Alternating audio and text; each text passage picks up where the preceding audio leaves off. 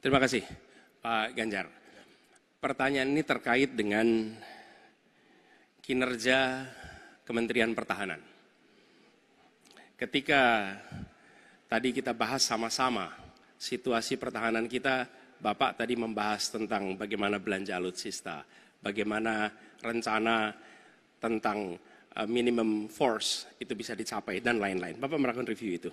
Nah, di sisi lain, Bapak juga waktu itu pernah memberikan penilaian atas kinerja penegakan hukum di Indonesia. Bapak beri skor 5 atas kinerja hukum di Indonesia. Pertanyaannya sekarang terkait dengan pertahanan, berapa skor yang Bapak berikan atas kinerja Kementerian Pertahanan yang dipimpin oleh Bapak Prabowo? Silakan Pak Ganjar. Baik, masih ada waktunya Pak Anies? Cukup Pak Anies? Cukup.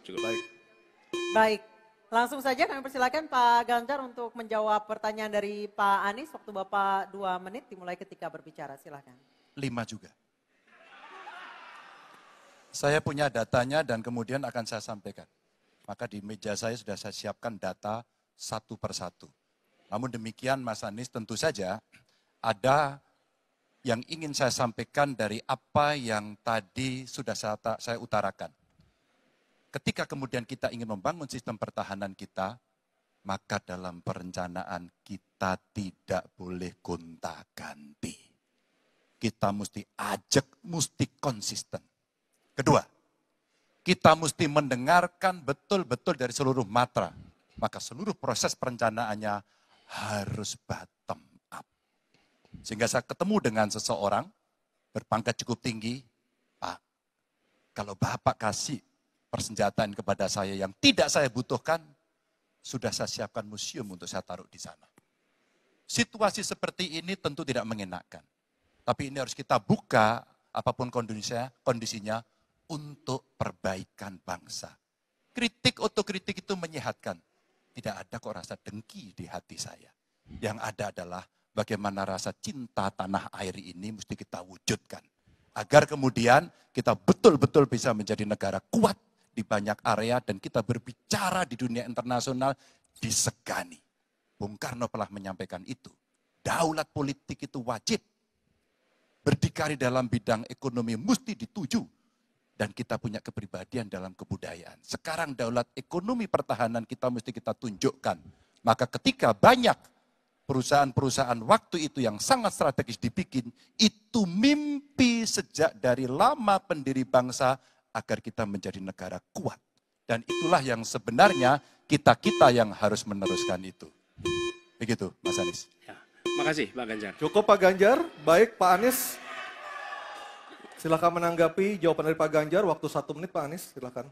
Jadi TNI, tentara kita, polisi kita, semua bekerja luar biasa di lapangan. Kita harus berikan rasa hormat dan terima kasih.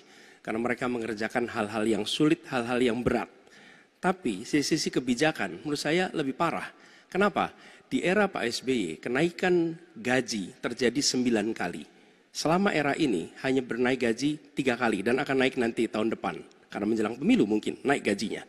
Tapi di sisi lain, kesejahteraannya tidak dipikirkan dengan serius.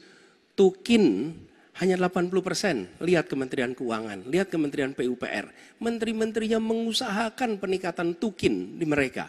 Lalu kita lihat tadi alutsista yang bekas, yang itu resikonya adalah keselamatan dari TNI kita. Mereka bekerja keras menjaga setiap jengkal tanah Republik ini. Tetapi mereka tidak didukung dengan policy. Karena itu menurut saya skornya justru di bawah 5 Mas Ganjar. Kalau 5 itu ketinggian Pak Ganjar. Terima kasih Pak Ganjar. Baik, waktu habis Pak Anies. Pak Ganjar silakan jawab pertanyaan dari Pak Anies. Waktu Bapak 1 menit. Silakan Pak Ganjar. Mas Anies gak usah takut. Disebut aja angkanya berapa gitu loh. Kayak saya gitu loh. Jangan di bawah 5, sebut aja berapa. 11 Mas, dari 100. Oke. Ini sedikit ngajari kendel Mas Anies biar berani. Apa yang kemudian saya lakukan dari jawaban saya untuk membela para TNI kita? Saya bersama mereka. Saya mendengarkan, saya berkeliling Indonesia, saya mampir bertemu di rumah-rumah mereka, di asrama-asrama mereka. Maka kami tidak mau kalau kemudian mereka, mohon maaf, bertempur dan mati sia-sia. Saya tidak rela. Maka itulah yang saya bela. Maka perencanaan bottom up itu betul-betul sebuah perencanaan yang mereka inginkan, mereka harapkan, dan mereka bisa menggunakan dengan sangat efektif. Termasuk pada soal kesejahteraan tadi yang disampaikan. Dan saya sepakat pada soal itu. Baik, terima kasih Pak Ganjar.